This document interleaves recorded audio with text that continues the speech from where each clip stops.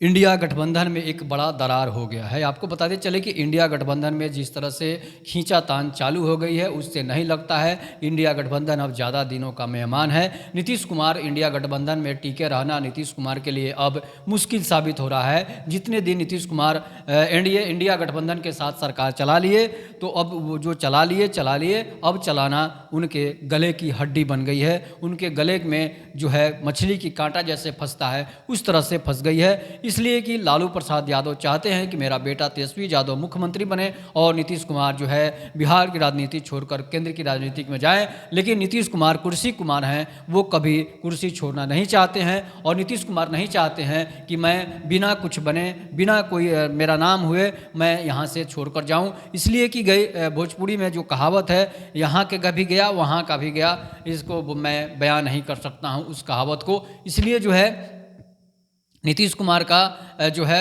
एक और कहावत है कि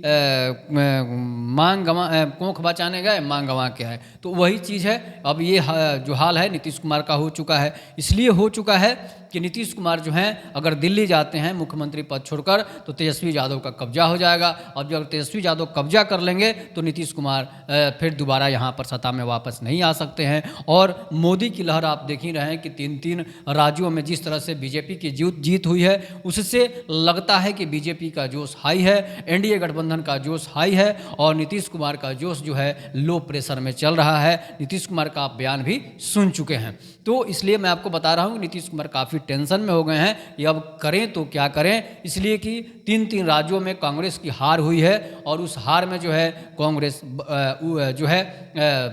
बरगला गई है। कांग्रेस जो है अब उस मछली की तरह हो गई है जो जल के बाहर निकलकर छटपटाने लगती है।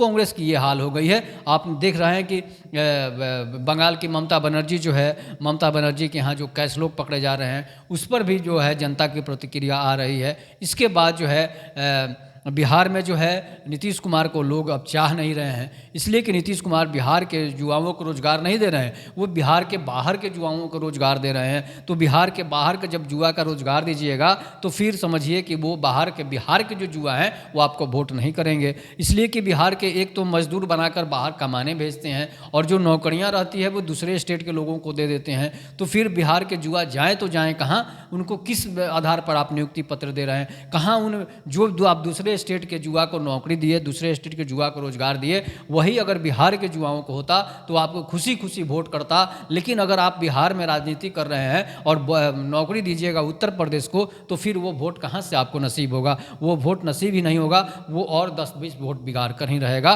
तो इसलिए कि यूपी के लोग तो यहाँ वोट देने आएंगे नहीं। अगर वो यहाँ का वोटर लिस्ट बनाते भी हैं तो फिर एक ही जगह वोट करेंगे, उनको यूपी से छूट जाएगी। तो इसलिए नीतीश कुमार की स्थिति जो है अब दयनीय हो चुकी है। इंडिया गठबंधन जो है इनको प्रधानमंत्री पद का दावेदार मानता नहीं है, मानने पर तैयार नहीं है।